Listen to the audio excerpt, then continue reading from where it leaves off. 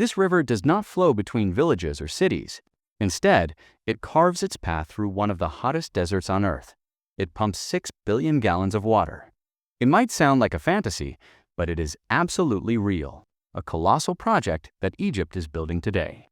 Known as the New Delta Project, which is the largest agricultural project in the country's history.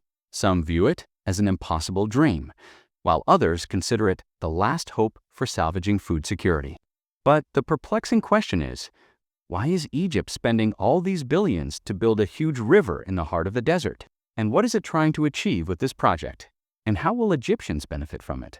This is what we'll explore in today's video. Alright, before we dive into the rest of this, if you're new here, consider subscribing. And if you like what you're seeing, hit that like button. It seriously helps the channel a ton. In February 2020, Egypt's population reached 100 million people. However, this figure is a cause for concern due to the rapid population growth. 100 years ago, Egypt's population did not exceed 13.66 million people. But within a century, the number has multiplied by nearly 10 times. Today, the number of inhabitants is approximately equal to the combined populations of Germany and Turkey. By October 2022, the population reached 104 million, an increase of 4 million in less than 4 years. Currently, Egypt's population is estimated at around 117 million people.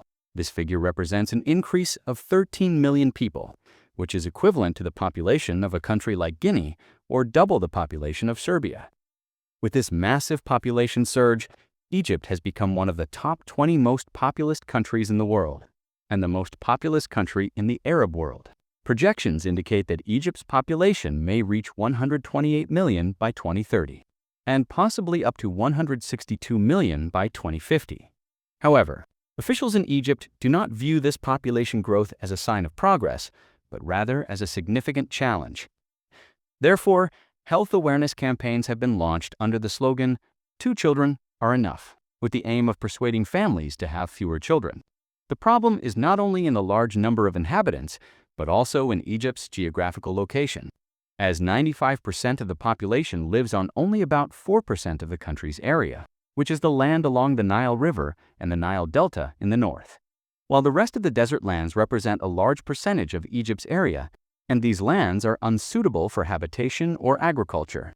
On the other hand, arable land has continuously shrunk due to urban expansion, as satellite data show that Egypt loses about 2% of its agricultural land every decade as a result of urbanization. In the Alexandria region, for example, the agricultural area decreased by 11% between 1987 and 2019, while urban areas increased by the same percentage.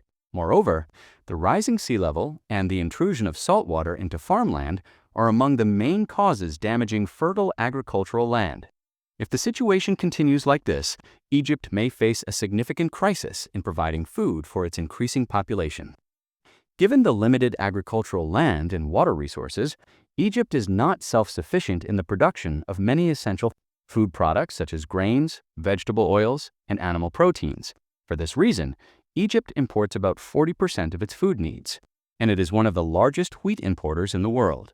For example, between 2018 and 2019, Egypt imported about 12.55 million tons of wheat, in addition to large quantities of corn, soybeans, meat, and animal feed.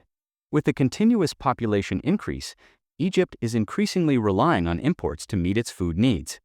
If these trends persist, Egypt will be in a difficult position to provide food for all its inhabitants. Projections show that the country will require innovative solutions to confront these food challenges. It is well known that Ukraine and Russia were among the world's largest wheat suppliers, collectively accounting for about a third of the global wheat trade.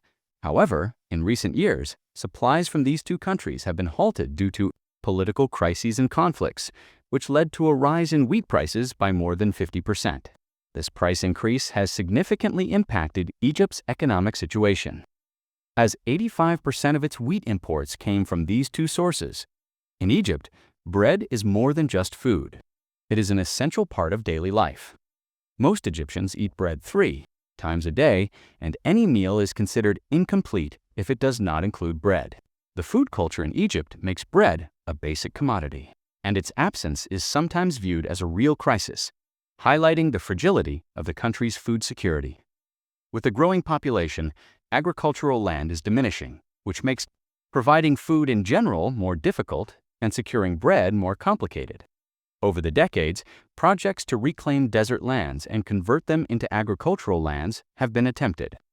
Some success has been achieved, with large areas of the desert converted into farmland using modern irrigation systems such as center pivot and drip irrigation, which rely on groundwater.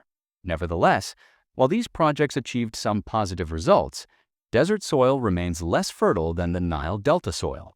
Worse still, a portion of this land was abandoned after a short period due to the problem of sand encroaching upon it after cultivation, returning it to its desert state. In the context of attempts to confront these challenges, the idea of the New Delta Project emerged, an ambitious project aiming to reclaim more than 2.2 million fidans of desert land. With the project's lands extending west of the Nile Delta in northern Egypt, the project relies on the construction of an artificial river stretching 114 kilometers, whose function is to provide 2.66 billion gallons of water, which is supposed to be sufficient to meet the food needs of the growing population. The project is part of the Future of Egypt initiative, through which the government aims to increase the country's agricultural area by 15%. The project is expected to contribute to providing job opportunities for more than 5 million people. The total cost of the project was estimated at 300 billion Egyptian pounds, equivalent to about $9.69 billion at today's exchange rate.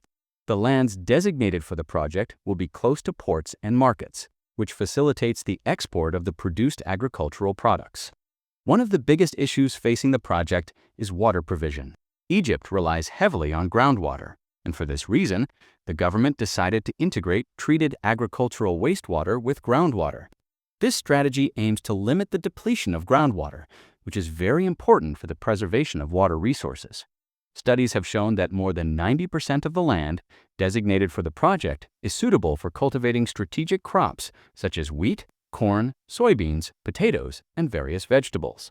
These lands are not only intended to meet the needs of the local market, but also aim to produce a surplus that can be exported, which contributes to boosting the Egyptian economy in the long term. Currently, more than 35 private companies are participating in the New Delta Project through lease contracts or partnerships with the government. These companies are undertaking more than 90% of the infrastructure works, such as paving roads, excavation, laying pipes, and reclaiming land for cultivation. Despite this large role of the private sector, President Abdel Fattah el-Sisi affirmed that a project of this magnitude, whose area is equivalent to 3 major states, cannot be left entirely to the companies. The state must be strongly present, manage the project, and coordinate among all its parties. This is logical, as major national projects require central management that oversees various aspects, from infrastructure to water and agriculture, and no single entity can bear all of that alone. The New Delta Project consists of 3 main phases. Phase 1, preparing the infrastructure, including the construction of roads, canals, and irrigation systems. Phase 2, building dams and reservoirs to store water allocated for irrigating the lands. Phase 3, the actual start of cultivation of the reclaimed lands. It is worth noting that this is not the first time Egypt has attempted to implement an agricultural project in the desert. In 1997, the government launched a similar project called the New Valley, which aimed to transfer water from Lake Nasser to the western desert. The project was ambitious, but it stalled due to many difficulties, including financing and infrastructure. Today, this type of project has returned to the forefront through the New Delta Project with significant political and financial support. However, even the New Delta Project faces a serious technical hurdle: quicksand moving dunes. The sand threatens everything being built, from agricultural land to roads to the entire infrastructure. And it might even separate villages from each other if not controlled. Therefore, the government must take special measures to stabilize the sand dunes through 2 methods: the mechanical method, which involves placing rocky materials to reduce the effect of the wind, and then the biological method, which is planting vegetation that stabilizes the sand and prevents its movement. If this problem is not addressed, the winds of the western desert will carry the sand into the open canals and the artificial river, leading to sand accumulation, disrupting water flow, and reducing the quantities of water available for irrigation. A study published in 2017 indicated that sand dunes are one of the biggest obstacles to the success of any agricultural or industrial project in the desert, even if the infrastructure is excellent. The New Delta project has sparked a lot of controversy among Egyptians, not because of its concept, but because of the timing of its launch. Amid the economic crisis the country is going through, people are wondering whether the time is right for a project of this magnitude while Egypt faces clear financial pressures. Despite this concern, many believe that the project's benefits outweigh its risks, as it is not limited only to increasing the agricultural area and providing new job opportunities, but also addresses a major existential challenge that Egypt has suffered from for years: the water crisis. In the background, the Grand Ethiopian Renaissance Dam GERD stands as a major pressure factor.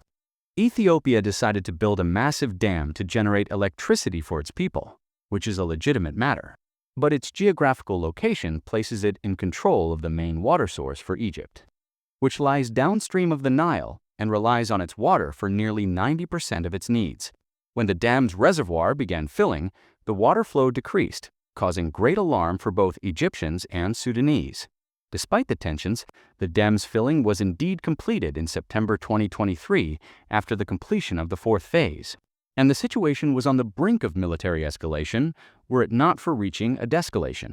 From this perspective, the New Delta project is considered a strategic step towards reducing reliance on Nile water and moving toward what can be called water independence. This strategy has been reinforced by a massive project implemented within Egypt, where the world's largest plant for treating and recycling wastewater for agricultural purposes was established. This plant, commissioned by the Ministry of Defense, recorded for Guinness World Records, including the largest area for a treatment facility, the highest production capacity reaching 23,000 gallons per second, and the largest area covered with epoxy coating. This facility plays a vital role in irrigating more than 1 million faidans west of the Nile Delta, and it contributes to adapting to climate change by diverting rainwater and floodwaters to new agricultural areas instead of wasting them. Despite these efforts, Egypt still suffers from water scarcity and a continuous decline in the percentage of arable land, which does not exceed 4% of the total area, a percentage that is decreasing over time. Therefore, farmers have begun to resort to alternative solutions, such as soilless cultivation, or what is known as hydroponics. This technique relies on growing plants in nutrient-saturated water inside climate-controlled greenhouses, using materials like gravel, clay, or even foam to support the roots. And sometimes organic fertilizer from animal waste is used. This method is not entirely new, but it is now coming back to the forefront as one of the innovative ways to overcome the limitations of natural resources. Thus, the New Delta project emerges not just as an agricultural plan, but as a comprehensive national project aimed at securing Egypt's water and food future amidst increasing internal and external challenges. It confirms that confronting these challenges requires strategic solutions, long-term planning, and collaboration between the state and the private sector, because the alternative is remaining at the mercy of geography, climate, and the political decisions of the upstream countries. It might seem strange to talk about hydroponics in a country suffering from an acute water shortage like Egypt, but the truth is that this type of agriculture does not require large amounts of water, as some believe. According to a 2020 report by the World Wildlife Fund (WWF), hydroponics consumes only 10% of the water quantities needed by traditional agriculture, meaning it is much more efficient in water resource utilization. Not only that, but hydroponics also helps reduce reliance on pesticides and minimizes deforestation, making it an environmentally friendly option. It also saves farmers vast amounts of money, as it reduces the need for fertilizers by up to 60%, which is crucial in light of the recent significant rise in fertilizer prices. In the fall of 2024, 10 Nile Basin countries announced a new agreement aimed at fairly distributing the river's water among all parties. However, Egypt and Sudan rejected this agreement and adhered to a previous agreement dating back to 1929, which was signed with Britain when it was a colonial power in the region. That agreement grants Egypt about 55.5 billion cubic meters, or the equivalent of 14.5 trillion gallons out of 22 trillion gallons of Nile water, while Sudan receives 4 trillion gallons in the original text, $5 trillion. The rest of the countries were not party to that old agreement, and therefore their interests were not taken into consideration. Now, countries such as Ethiopia, Tanzania, Rwanda, Uganda, and Burundi have ratified the new agreement, which aims for collective and sustainable management of the river's waters. In contrast, Egypt and Sudan refused to join, while the Democratic Republic of Congo abstained, and Kenya has not yet submitted the ratification documents to the African Union. It is natural for Egypt and Sudan to be concerned about losing part of their share of Nile water, especially since they already suffer from water scarcity. However, the problem remains bigger than one side. All riparian countries need water, and it is difficult to say who is right or wrong in this complex issue. Only time will reveal the fate of this new agreement. Perhaps the concern about the future of Nile water is what is driving Egypt to invest heavily in seawater desalination. The government has announced a plan to establish 17 new desalination plants over the next 5 years, all of which will run on solar energy. According to this plan, the new plants are expected to produce up to 740 million gallons of fresh water daily. If the plan succeeds, production capacity could reach 1.77 billion gallons per day by 2050. This represents a huge leap, especially since the current capacity does not exceed 21 million gallons per day. What is more interesting is that local and international investors have shown great enthusiasm for this project, with some even suggesting tripling the current plans. For example, the Egyptian company Carmsler, a leading solar energy company, announced that it will participate in a tender to implement part of the project. The company aims to reduce costs by offering integrated solutions that include electricity, water, and other services using solar energy. Simply put, if things go as planned, Egypt may be able to definitively overcome the water scarcity crisis in the coming years. In conclusion, modern agriculture, regional agreements, and renewable energy desalination are all interconnected axes in the story of water in Egypt. In your opinion, will this artificial river succeed in turning the desert into a green oasis? And can this dream truly become a reality? Let me know your opinion in the comments. That's all for this video. Thank you for watching, and I'll see you in the next one.